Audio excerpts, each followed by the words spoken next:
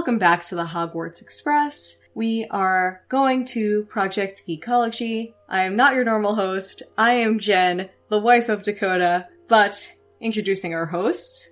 Hi, I'm Dakota. I'm one half of your host at Project Geekology, and feels good, you know? It's a nice day in Scotland, riding the Hogwarts Express, going down to episode 12 of Project Geekology, and I'm joined with, as always, Anthony, and I'm looking for some chocolate frogs, you know? Feeling a little peckish. Peckish. I'll take the lot. I'll take the lot of him. So today we're going to be talking about the Philosopher's Stone, or as we call it, the Sorcerer's Stone. The first of J.K. Rowling's... Is it Rowling or Rowling? I think it actually... I don't know. I thought it was Rowling, but we all say Rowling anyway. The first of J.K. Rowling's books, as well as the very first movie directed by Chris Columbus in 2001. This is a series that we are all very familiar with. Anthony and I grew up with it. Jen was introduced to it a little more recently, like within the past 5 or 6 years. But, as always, we'd like to ask each other what we've been up to this past week. Anthony, what have you been up to since our last recording? Well, I've been keeping a close eye on The Mandalorian. Chapter... Is it 12? Is it chapter 2? This is 13. 13, now. Okay. It's 13. Yeah. So yeah, we're on chapter 13 of The Mandalorian, season 2. And, man, I'm blown away by this episode. It's called The Jedi. That's like the official name for it. This episode introduced a character that I hold near and dear to my heart. Ahsoka Tano. We won't get too deep into what the episode's about, but I am really happy to finally see a live action Ahsoka. I hold her near and dear to my heart. I love the series The Clone Wars, which introduces her, and Rebels pretty much continues on her story a little bit, and she grows up a little bit in that. And so I was pretty excited to finally see her in live action. I mean, that was like the highlight of my week. And I was so happy about that. Rosario Dawson, man, she nailed that part. This is a character that has only existed in the animated series of the Clone Wars and Rebels, as you said, and some of the comics and canon novels in the series as well. But her jump from animation to live action was done beautifully, first of all. Right. The directing by Dave Filoni. Dave Filoni, who created the character to begin with. Yes. And that's been his Star Wars baby all these years. And finally getting to direct his baby in live action was so awesome to see. And he wrote the episode too, so nobody knows Star Wars today. Yeah, nobody knows Star Wars today better than Dave Filoni does. And it shows, you know, he whenever he does an episode of Star Wars of anything, he's taking you to school. Right, yeah. It's true, actually. Yeah, that's a good way to put it. Yeah. What did you think, Jen? I loved it. Yeah, I thought it was great. I was so happy with the episode. I'm so happy with the culture around the show. I think the fact that they're releasing the episodes weekly instead of allowing people to just binge them just creates so many like meme culture conversations. It allows like us to predict, and it's cool the way that it ties in the different shows. So it's like you have the Clone Wars people that have so much to say about it. You have the Rebels people that have so much to say about it. It just is like a great time to be a Star Wars fan. And it makes me really, like, just immensely happy. Oh, yeah. And what's great is that the fandom is pretty united around the fact that this is a great show for Star Wars. Yes. Yeah. Which you can't say even like half of that is united for the sequel series or any other Disney properties. And even George Lucas was going and visiting the set, which he didn't do for the films, the right? films, yeah. So George Lucas is a fan of innovation, and what they're doing with The Mandalorian and the way they're filming it is innovative. You know, he appreciates what they're doing, pushing the medium to the next level, and they definitely are. So yeah, super, super cool to see Ahsoka in The Mandalorian. I think we'll have to talk about, we'll have to talk Mandalorian Season 2 in the coming weeks and months ahead of us, just because we want to dedicate a full episode to it. You know, we can't just divulge everything right here and now. Right. Did you do anything else this past weekend besides Mandalorian, or no? Well, games, I've jumped back into Destiny 2. They released a new expansion called Beyond Light, and it's really cool. They added this like new power to it, and so they've added like a dark side now. Like for the longest time, all the powers have been kind of like light side powers, and now the power that they added to this one is like a dark side. It's called like the Revenant subclass or something like that.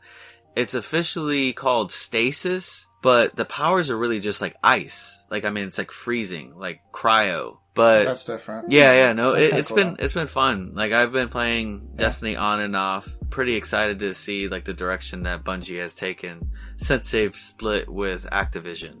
Interesting. Yeah. All right. So how about you, Dakota? What have you been up to? I know that you've been pretty busy yourself. Yeah, so obviously we've been watching Mandalorian as well. And that's been kind of the biggest thing in fandom recently. Oh, yeah. But as some of you are aware, I did a video as part of a collection of YouTubers' video essays called The Director Project, where we dissected videos on one particular director at that month, which was Spielberg. This month we're doing... and I think I can finally say this now because, you know, we won't be releasing this until after the playlist is released. We're doing Hayao Miyazaki. And this past month, Jen and I have been going through all 11 films of Hayao Miyazaki's like filmography. And holy cow, man, he might be my favorite director. Just hit after hit. And I grew up with some of his movies, and Jen, you grew up with other of his movies. And to finally, you know, sit down and watch him grow as a director and take techniques that he learned from one film to another film, and just kind of mold this tapestry of films together. It's really cool, man. So I'm excited to... the video that I'm doing for the Director Project this month is about Nausicaa of the Valley of the Wind, and how the themes in that movie kind of tell a story about how Ghibli and the future films are connected in like thematic ways. So it's kind of hard to explain. You kind of have to just watch the video. Just do it. Go to Geekritique. Watch it. Yeah, I love Studio Ghibli, and we need to make some episodes on those movies because there are so many of those movies that were very much a part of my childhood. And I mean, I loved Princess Mononoke, Spirited Away, Howl's Moving Castle, just to name a few of them. Jen, which are your favorites? Well, for me and my brother, we grew up on Totoro, which for some reason, and please comment, because I'm taking a tally on this. If you're from the Bronx and you're Puerto Rican and you pronounce it Totoro, please let me know, because for some reason every Puerto Rican from the Bronx that I know pronounces Totoro as Totoro. Totoro. This is just a project, a lifelong work I've been, trying to figure out. Yeah, I've been really trying to figure this out because my mom started it, and every Puerto Rican that I've met has done it. Yeah. And we loved Kiki's Delivery Service. Yeah, those were I like that too, one right? too. Yeah, so I remember one time it was so embarrassing that, like, I said, yeah, I love, like, Studio Ghibli. And somebody was like, well, what films have you seen? And I'm like, the two that I grew up with. And then it wasn't until later that I saw all the other ones, and just going through all of Miyazaki's movies, you just see that he's actually, like, a total genius. Like, he's brilliant and amazing, and it's hard to pick a least favorite of his films. It's range. Very hard. He has such range. But you guys grew up with Harry Potter, and you had that kind of privilege of, seeing all of the films come out, or all of the books come out, as they were written, and then the films subsequently. And I didn't actually get into this until Dakota and I were married. So I kind of regret that. I had that opportunity because I'm the same age as you guys. I wish I would have gotten into it. I don't know what it was. It just totally missed me. Yeah, I would say that it was a great time. Dakota was the one that got me into Harry Potter, and by then there was 4 books out.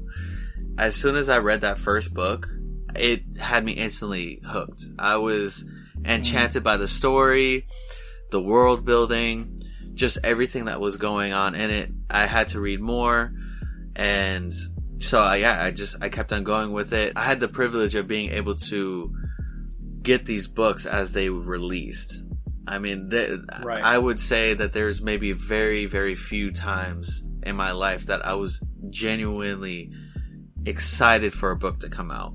Like, kind of like the way I get excited about like a new video game release. One of the upcoming books that I'm pretty excited about is Ready Player 2. So I'm getting that feeling a little bit more, or I'm getting that feeling a little bit again. But Harry Potter was just on some other scale. And so when the first movie came out, I remember being super stoked and super excited about that. I started reading the books when the third book had come out. I remember my grandmother on my mom's side gave me the third book. I remember getting the third book as a present from her. And then my mom had to buy me the first two because it didn't make any sense to start from book 3. So I read that, and my parents got into it like really quickly too. I think like by the time the fourth book had come out, my mom and I had gotten my dad to read the books, and he read the first 2 books in a day. Like he just sat down and just opened it up and just went page by page in a single sitting. It was crazy. I don't know how we did it, but yeah, my whole family was hooked. And by the time the final book came out, Deathly Hallows, we were in California at the time, and I remember it got to the point where like we all wanted to read the books immediately, so we ended up getting like three copies of this huge tome of a book. So it's cool. I mean, what's great about that series, and it's probably something that will very rarely ever happen again, is it's a series that is an event for a book to be released. Yeah. You kind of have event type movies. You have your Avengers movies. You have your like big Star Wars movies that come out. You have movies that you need to get in on the moment they come out just to be part of the cultural consciousness of the time. And Harry Potter was one of those that you just needed to be there because it was what everyone else was doing. And they were great books. And I think Philosopher's Stone, or the Sorcerer's Stone for us, is probably one of my favorite reading experiences of my life. It was probably the biggest book I had read up until, like, that was the biggest book that I had read at that age in my life. And I think so that was too. The same for you. Yeah, it was. When I read that book, I would say that was probably the most mature book that I had read at that point. Even though it was geared towards a younger audience, they did have a lot, or Rowling had put a lot into it that adults were able to connect with it also. Mm-hmm. And I think that's why your parents were so easily able to connect with it, as did a lot of other adults. It had a way of just grabbing your attention. And I remember sitting there and just reading for hours. Just hours. I remember your dad actually had come up to me at some point after you had started reading Harry Potter, and he like pulled me aside and he said, "Thank you for introducing these to Anthony. I've never been so happy that he's reading." Aww, that's so cute. So that's a fun little. That's awesome. Yeah, I don't know if I ever told you that, but he was you very actually happy never did. Reading. Anthony, Jen. Other Anthony.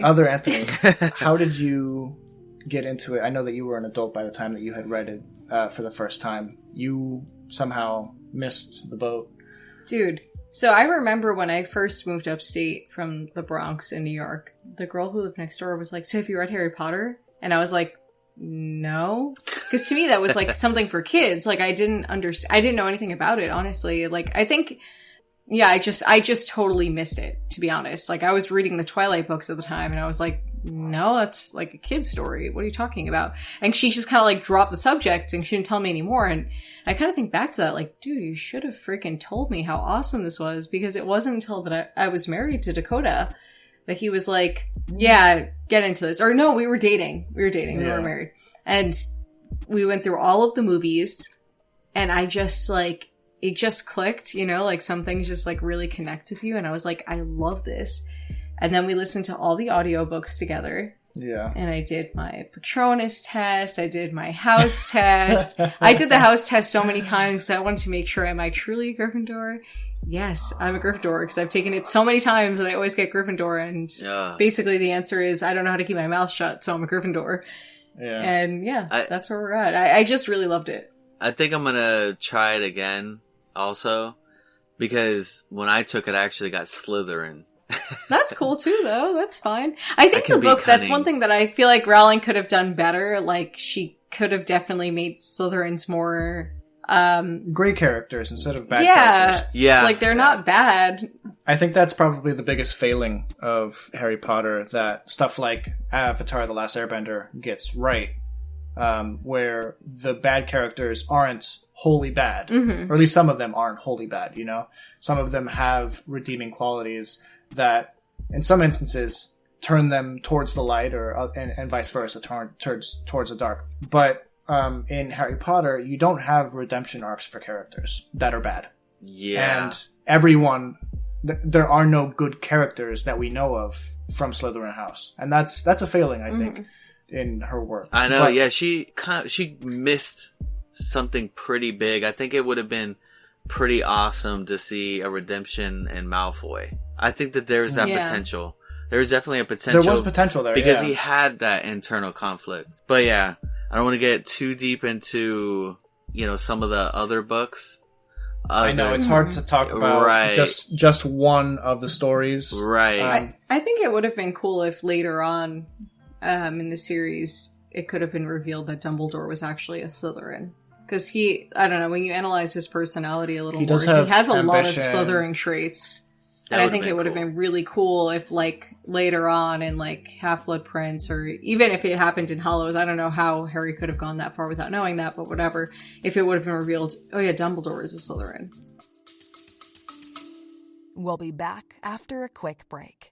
I hate talking. Do you love talking about any topic and are never frustrated during conversations? Then I Hate Talking is not a podcast for you. But if there are topics that you avoid, then listen to I Hate Talking. Do you know the definition of every word others use? I Hate Talking is not a podcast for you. But if you are curious about the definition and historical usage of words, then listen to I Hate Talking. Do you know about current events and other random topics? Then I Hate Talking is not a podcast for you. But if you enjoy conversations on a variety of topics, then listen to I Hate Talking. Listen to I Hate Talking wherever you get your podcasts. Episodes drop every Thursday. Listen, like, and follow I Hate Talking today. All right, enough talking about other Harry Potter books, other Harry Potter movies. Let's talk about The Sorcerer's Stone, Philosopher's Stone.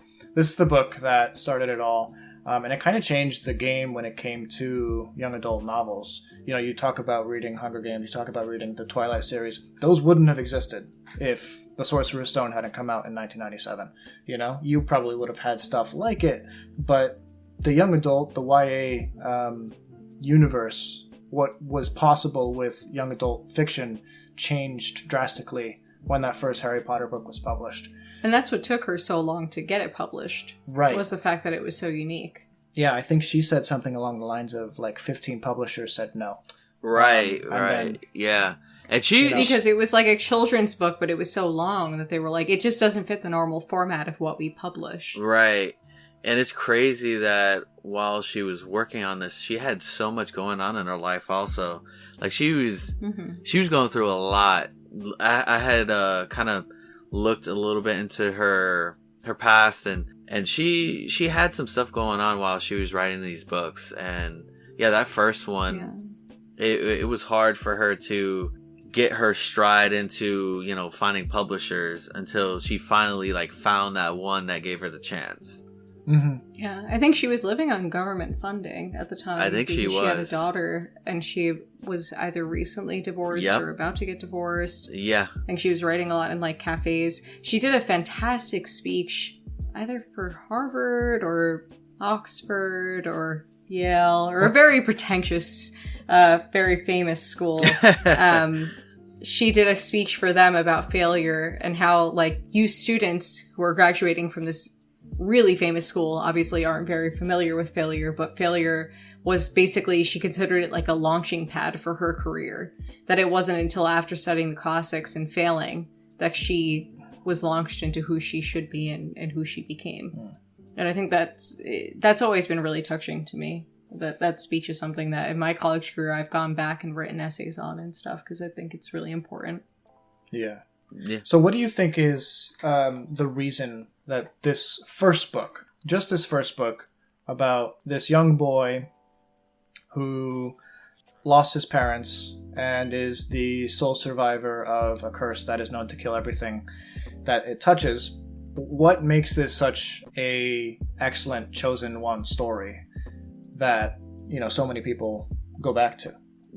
One of the things that I would say about that is he's 11 years old when he steps into this world.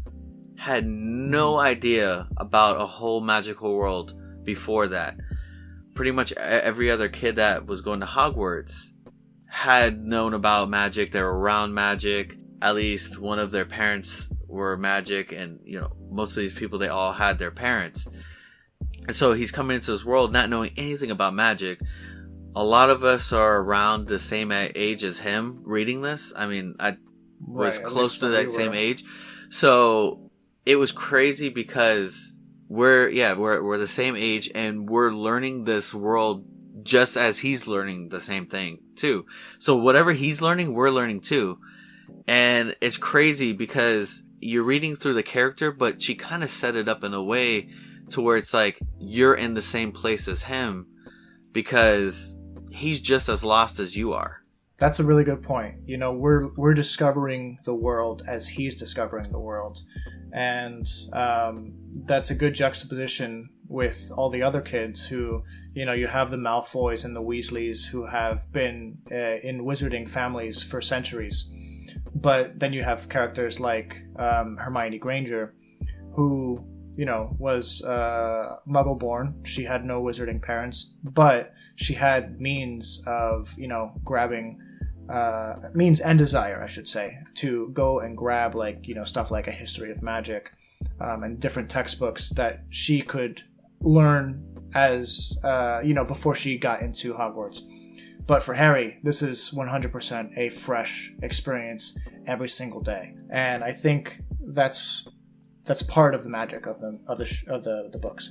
And it's also tremendously relatable in the sense that Harry's life is not ideal. He's not loved the way that, you know, in normal stories, kids are loved and adored by their parents. Obviously, you know, the orphan thing is something that's been done time and time again because it is something that people can kind of relate to in a way, or it's something that's compelling. It's somebody who isn't given the opportunities that he deserves in life, and then suddenly a portal opens up just at the right time, you know, and we're just thrown into another world. I think that it spends so much time, you know, with the Dursleys to show the juxtaposition of like real life and a better life where he has money, he has friends, he has abilities that make him stand out. So these are all things that are very relatable to kids who don't feel like their lives are all that great. And then suddenly it's like, wow, if I went to Hogwarts, I would have all of these things. So does it make Harry Potter a more interesting character because he is a chosen one? Or does that kind of detract from like our relatability to him? I don't think it does because he doesn't know that he's the chosen one. So in his mind, he's just Harry. I'm just Harry. You know, he doesn't know that. So then when he gets into this world, he's kind of confused and almost like off-put by all of the like weird attention he gets. Right. Yeah. Which is cool. It is weird for him to know that he is someone to, I guess, fawn over, to be wanted, he's a popular figure, probably one of the most popular figures in the wizarding world, even though he didn't even know the wizarding world existed. I know. And even before the sorting, he's given the opportunity to take, you know, power in the wizarding world by befriending Draco Malfoy. Draco says, like, I'll tell you who to be friends with. And he says, I think I can figure that out for myself, and it's not you. So I'll stay friends with, you know, Ron Weasley because he's cool and he's nice. And that kind of shows you where he stands. He's like, he's not Albus.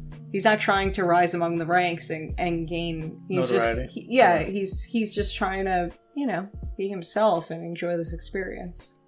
Yeah. One of the things I love about this series is its theme of friendship that goes past the first book and lasts all the way up until the the very last scene in the epilogue of the entire series. So he quickly becomes friends with Ron Weasley on the Hogwarts Express going to Hogwarts, but they don't really become friends with Hermione Granger until after, I think, like chapter 10 or 11 or something like that, after the troll attack in the dungeon or in the girls' bathroom. And the dynamic between the three is so good. It's so refreshing. Every scene that they're in, they complement each other, because you kind of have like the bumbling antics of Ron, you have kind of the quirky sarcasm of Harry, and you have the know-it-all but still confident attitude of Hermione. And I think together they make a really great team. Right. Well, they each kind of represent the three houses, right? Like, you have Ron representing Hufflepuff, Harry Slytherin, and Hermione Ravenclaw, but they have the same values, so that's what makes it work. Why Harry Slytherin? Because he's ambitious and, I don't like this theory at all. Really? Yeah, what are you talking about? That's like a big theory among the Harry Potter community. He's kind of, even he has that whole conversation with the Sorting Hat, like, did you choose correctly? And the Sorting Hat literally says to him, you would have done really well in Slytherin. And then Harry, who can't accept, something he doesn't like, is like, you're wrong. And it's just like, dude, you asked. Who represents Gryffindor? They're all Gryffindor, that's what I'm saying. It's like, basically, the reason why she chose these three different archetypes was because they kind of give you insight into the personalities of the different houses, but Gryffindor is a little bit more unique in that you can have all of these other things, but still value bravery over them. Okay. I see what and that's why Harry was able to choose Gryffindor, because even though he's ambitious and all of these other things, kind of like his father, he still values bravery over those things. Yeah, I see what you're saying. He would rather do what is right than what is easy. Right. I see what you're saying. They all have this sense of bravery that makes them Gryffindor. And Harry has this aspect of him that's very clever. And that's how he's able to get through a lot of stuff. I mean, he does get help from his friends, but at the end of the day, I mean, the cleverness, he has it. And yeah, there's that goofy loyalty that Ron has that's very Hufflepuff. And Hermione is, she's very Ravenclaw. Like, she could have gone either or, to be honest. Mm-hmm. With that sense of knowledge and that intellect that she has. And Rowling kind of like acknowledges that at the end, right? Where she's like, books and cleverness pale in comparison to friendship and bravery. Right. It shows you it's what she cares about more. She's willing to shove her own... It's basically Gryffindor is shoving your own interests aside to do what is the right thing to do. And if you have that quality, then you can be a Gryffindor. Yeah, so he who must not be named, or you know who, or whenever one of the several hundred... yeah, for real, one of the several hundred names. Lord Voldemort, the big bad. Tom. Yeah, exactly. Yeah. He's got so many names, and so he's the big bad of these books and the films, and he's the one that he's the reason why Harry doesn't have his parents, and he's also the very reason why Harry is so popular.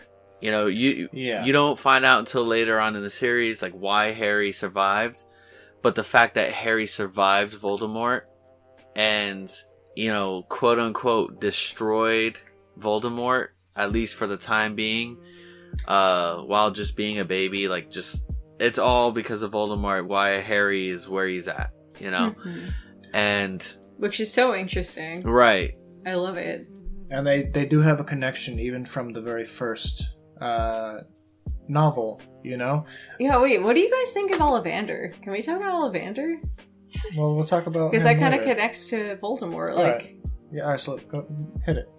I don't know, it's just because that's our introduction to Voldemort, pretty much, is like, because Hagrid doesn't really want to say Voldemort's name, and he kind of tells, Harry a little bit about him, but it isn't until Ollivander that he's like, he did, terrible but great things, or whatever he says. And it's like, that gives you the first real glimmer into other perspectives of this big bad. Imagine that, like, in a kid's book, you have somebody who's not saying that they're sympathetic toward him, because it's like he did bad things but great things. It's really unique.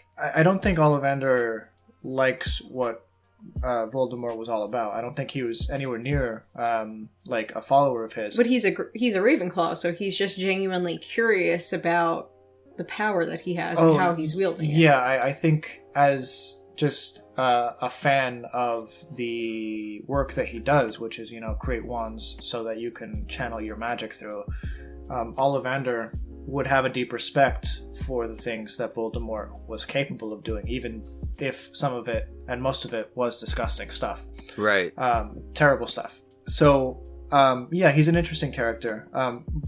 But yeah, Ollivander is important because we learn that Harry, the wand that chose Harry, was the sister wand of the wand that Lord Voldemort had gotten when he was a child. Mm-hmm. And it's the first connection to the later books that would help us explain, or would help explain why he's so strangely connected to Voldemort. And that's one of the cool things about the books is, even though I'm sure Rowling didn't have the entire story planned out by the first book, she had something planned out. She knew where the story was going roughly. And you can tell that by little choices that she made, like that connection between the two wands. And stuff like that's really cool. And going back to, Lord Voldemort, yeah, you're right, Anthony. It was he who gave Harry the means for the life that he had. But just because Harry was, the chosen one, just because Harry was popular, and just because he had money in the bank and stuff that he never had before, he had all this power that he never had before, that doesn't mean that Harry would ever choose that lifestyle. He's never been the character, and he was certainly not the character in this book that wanted the fame. He didn't want to be known as the boy who lived. He didn't want this life that Voldemort bestowed onto him unwillingly. But he has it, and he has to live with it. And I think by the end of the Sorcerer's Stone, when Voldemort kind of reemerges, trying to take the Sorcerer's Stone for himself to bring back his life, you kind of get this sense that Voldemort thinks he's just some sort of brat who got powerful and got famous because he rode off the success of, himself, Lord Voldemort. But really, that's not who Harry is. And I think by the end of the series, Voldemort realizes that's not who he is, Almost like too late, Yeah, he learns too late how to defeat Harry Potter. And it's cool. It's a really well-crafted story from the beginning all the way to the end. Yeah, Harry Potter always relies on the love of others to help him. And I think that really shows in this story too, because it's like him making his first friendships, him relying on people to show him what Hogwarts is all about. He's not trying to be super independent. He doesn't mind saying, yeah, I know nothing about this.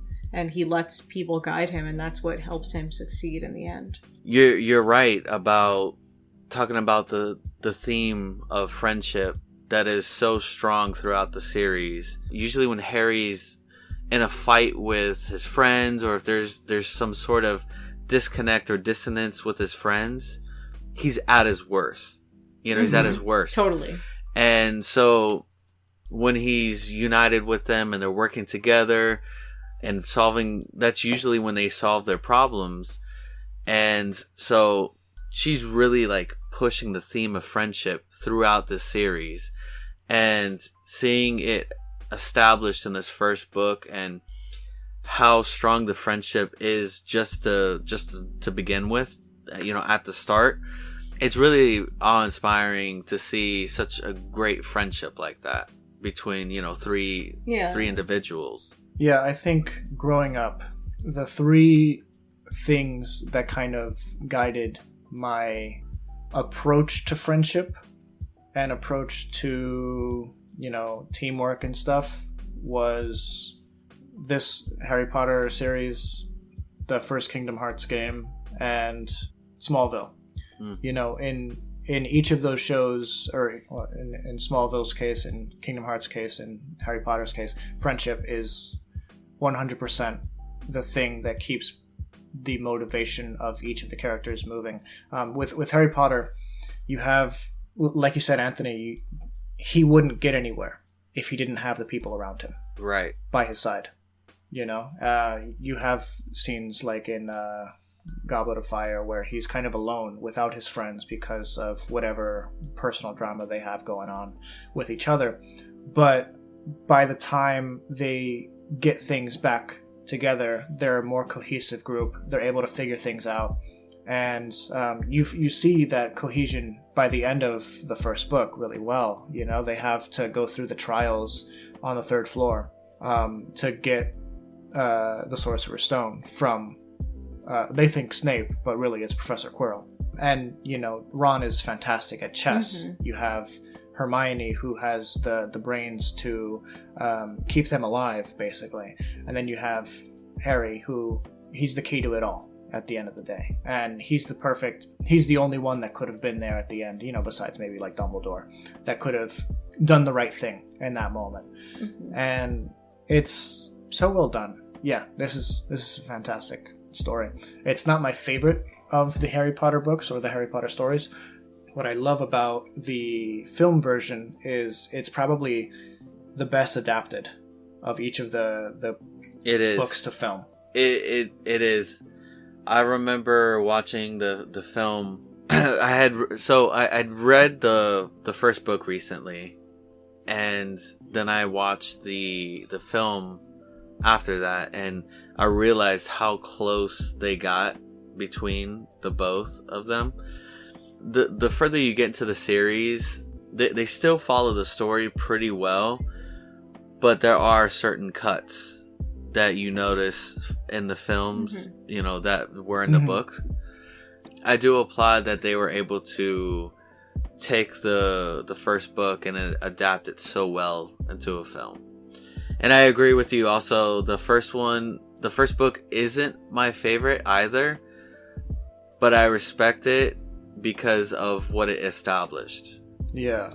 Yeah, I think it kind of gives you the foundations of their personalities. You have Hermione, who's book smart, Ron, who's good at strategy, and then Harry, who has like a really keen sense of intuition that really gets him by and helps him get ahead.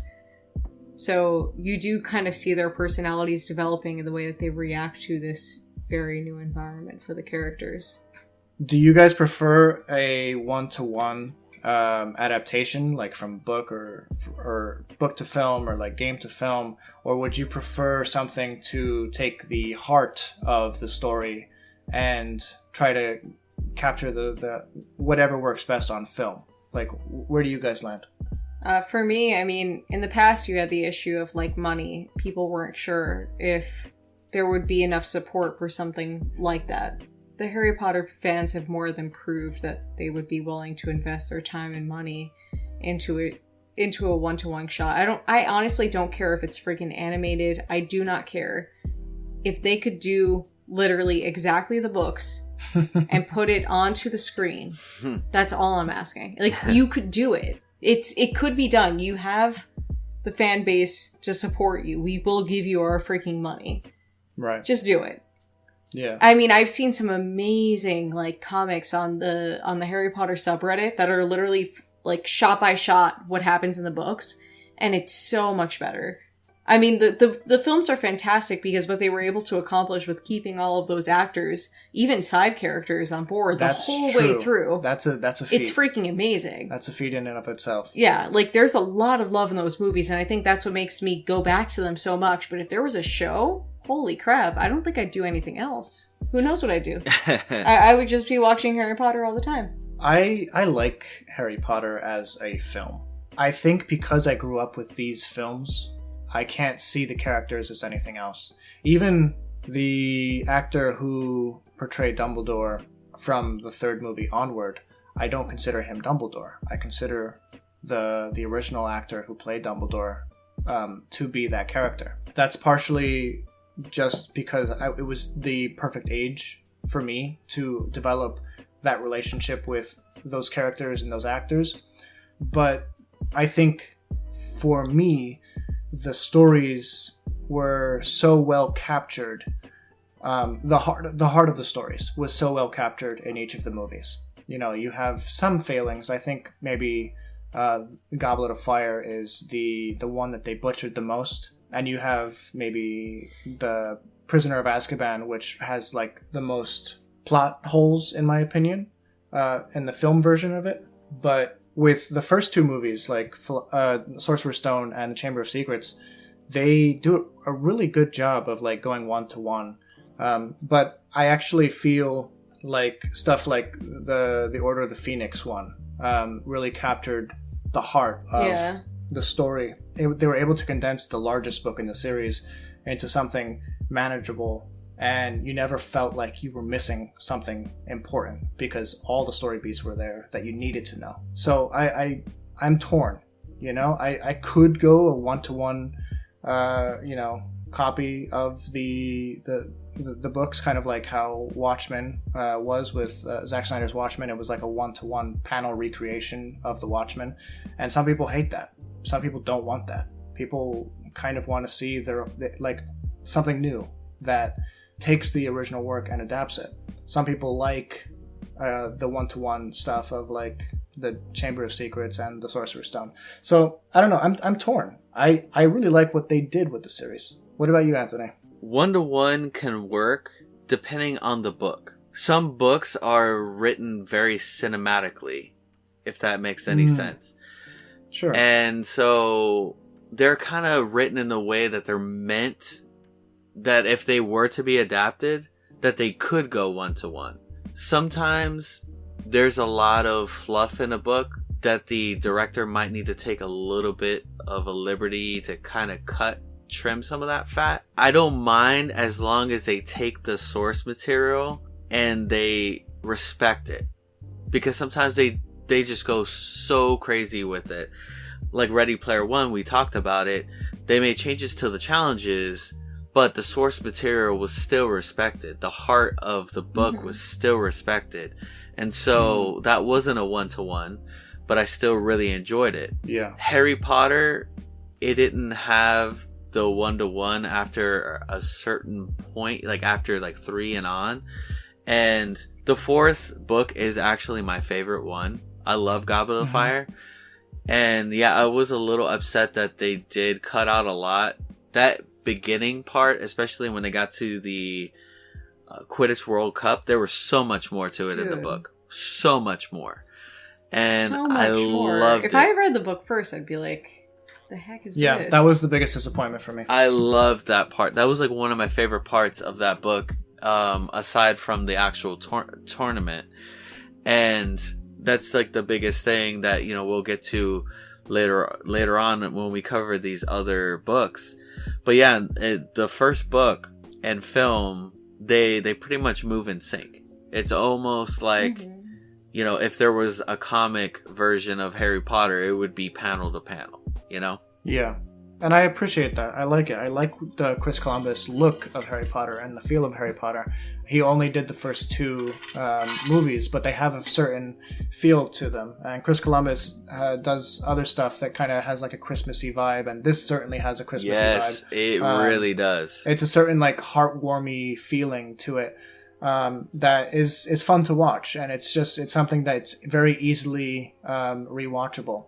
With strictly the Sorcerer's Stone, what do you guys think is your favorite scene and why? I love his first Quidditch match. That was such a unique. great really part. good. I mean, you don't really see too much about it. I mean, Oliver Wood teaches him a little bit about it, but there's only so much that you can learn outside of like practice. It's more like when you actually get into the game, that's when you start like really learning.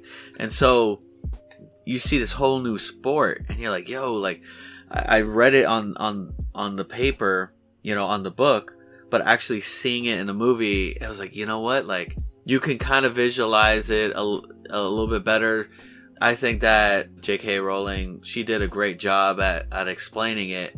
And so seeing it in the movie form was like, it felt like it was like what I saw in my head a little bit while I was reading.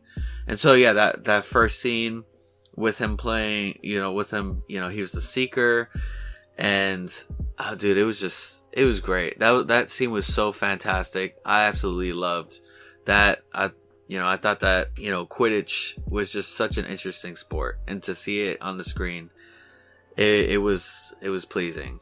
Yeah, touching upon that, I really loved the care that they took to make Harry simultaneously unnatural on the broomstick, but also kind of wonky on it as well. Mm-hmm. Like he was still wobbly, but he knew what to do to make the maneuvers that he had to. And in the first Quidditch match, yeah, he busts out some moves. Like, doesn't he he rides it like a surfboard? He rides it like a surfboard and then swallows it.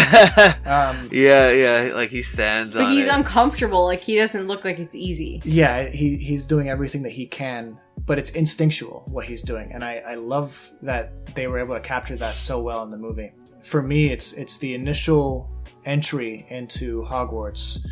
That scene, especially in the movie, I think is done perfectly. You have the John Williams music as they slide or they ride rather into the docks of the school with Hagrid in the front and all the first years in little boats, and just the magic of the scene. It's like, it's so bizarre because all the other kids ride up on carriage to the school, but they go the extra mile of like just giving the first years the best experience that they possibly can. They want to make it as magical of an experience as possible, and I think that that's such a cool thing. And that first entry into the Great Hall, with the ceilings that like mimic the night sky, candles. And Hermione giving facts even though she's never been there before. Right. It's such a great scene. Yeah, it's such a homey scene. It's warm and inviting, and you're again, like you said earlier, you're following Harry on this journey of discovery. Yeah. What about you, Jen? For me, I think there were a couple of scenes that came to mind, honestly. A lot of just being in Diagon Alley, I think, is really cool. But one scene that always stands out to me so much is the scene where he first meets Snape in the class, where Snape is kind of like goading him, And it just reminded me so much of my youth. I've always been the type of student that teachers either love or freaking hate me. Like, there is literally no in between every teacher I have. And it's my own fault. I mean, it's just the way that I am. But you kind of have that with Harry, where he's trying, to do his best and be a good student. He doesn't understand, why does this professor just hate me? Right. I think it's an interesting introduction because, too, it's like fame isn't everything. It's like, yeah, you're not just going to ride through here and everything's going to be easy. There's going to be some pushbacks. There's going to be some setbacks, and hopefully you'll be strong enough to overcome them. I love Snape. I know a lot of people in the Harry Potter fandom really hate him, but I really love him, and I think that's a really cool scene. Yeah, and for those of you who might not know this, and I might not even be honestly saying it right, when Snape first meets Harry, he says something like, "What do you get when you put together asphodel and wolfsbane or wormroot or something or the other?" And it's basically like Lily is the answer, and he's kind of testing Harry to see if he how intelligent he is, and basically, are you more like Lily or are you more like James? And the answer is kind of irrevocably James. Yeah. Which is not what Snape wants to hear, and then Snape is kind of a jerk from there on out, which is very stupid, but very Snape. Right, yeah, and definitely. Alan Rickman, he nailed that role so well. Oh my gosh. He was fantastic as that role. He's actually, he made the character better. Yeah. He did. Even his introduction when he first walks into the classroom, I'm going to school to be an English teacher, and they kind of talk about that a bit, and I've used that introduction as an example of basically when you're entering a classroom, you want to make a bit of a scene, almost to like get the attention back on you in a non-rude way. And it's just like exactly what teachers are almost, I mean, he's not a great teacher at all, but that like introduction is pretty fantastic for that. Okay. All right. Like just like walking in and like owning yourself and being yourself and be like, okay, we're doing this now. Speaking of school, I had the prompt for an extra credit assignment that I did from a professor for my juvenile fantasy lit course where we went over Harry Potter. And it was in the Mirror of Erised, where it shows you the, you know, deepest desires of your heart, like what you want when you look in the mirror. It asked the question, do you think Dumbledore actually saw a pair of like thick wool socks, which is what he told Harry he saw. And then later at the end of the chapter, Harry's like, he might not have been telling the truth, you know? Do you guys think that that's what Dumbledore actually saw? I kind of can see it, but I also can imagine like other things that it could be that he would want most. So the Mirror of Erised is a mirror that shows you with whatever your heart desires most. And we really don't know what, at this age in life, Dumbledore wants most. You know, he is quirky enough that, or eccentric enough that you could see, you know, him finding that lost pair of socks and being like, this is the best thing ever, you know? Because, you know, I've been in that position where like I somehow I reach under like the cabinet and I find a pair, or the extra sock to the random pair that's been like just in my drawer for the past, you know, 3 years or whatever. And that's a fun little thing that happens sometimes. But as far as Dumbledore, who is, you know, without a doubt the strongest wizard and the most accomplished wizard of the age, is that what he saw in the mirror? Does he want more? I mean, he's one of the most acclaimed wizards of all time. He doesn't want the post of Minister of Magic. He already has the dream job that he wants. And, you know, everyone kind of sees him as a genius. Yeah. So I don't know. I think it could just be a sock. What about you, Anthony? So a lot of what you said, I agree. I mean, he really is odd enough that it could have been socks. It really could have been socks. I mean, because the more you get to know him throughout the series, is that, I mean, when he's ready to throw down in a fight, like he's ready, he's serious. But he can also be like just very odd and kind of chill sometimes. And I could imagine him just like really not wanting to fight and just like wanting to kick back, do his things, and then like, you know, relax sometimes, you know. He's got that relax with both socks, you know. Yeah, exactly. Relax with both socks. Why have one sock? Yeah. He could, you know, he can be intense, but he could also be kind. So right. There is that potential that it could have been something else. I mean, he could have seen his sister, you know, which is something that you learn later on in the series. Like, you know, it could have been socks. It's a very hard question because it could go, you know, it could go in any direction. For all we know, he could have seen himself with the Sorcerer's Stone. True. He knows that Darth Vader. He knows that Lord Voldemort is still alive. He knows that he will need to do something, you know, extreme to finally get rid of the guy. With immortal life, he's capable of doing something like that. Yeah, I don't know. There's any number of things, you know, that we know of and things that we don't know of that could be the case. Jen, what do you think? Now that you asked us a question and you've already written, I'll written an tell you article. what J.K. Rowling thinks, and then I'll tell you what I think. All right, obviously, what she says is, you know, I don't know. It's like she said so many things after the books that it's like, do we take it all seriously or not? But after the books came out, she did in like some kind of like web chat. She said that Dumbledore saw his family. So you were right, Anthony, that he saw his sister, because, you know, we learn a lot about him later. but in my essay, I wrote about what socks mean in the Harry Potter world, what they symbolize, and they're very much equated to Dobby, and how Dobby was redeemed by a pair of socks. And he's like a super freedom. Humble character, and he's always kind of attributed to socks to like freedom and his humility. You know, he always like gets them for Christmas, because Dumbledore says like, I've always wanted a pair of socks for Christmas, but instead I get books. So it's like people always value Dumbledore for his intellect, but he wants to just kind of have people that love him and want him to be comfortable. So it can go multiple different ways. So it could be that he's striving to be humble, which is something that he actually admits he's not a very humble person later, and he wants to be more humble. And it could just be that he wants that familial love.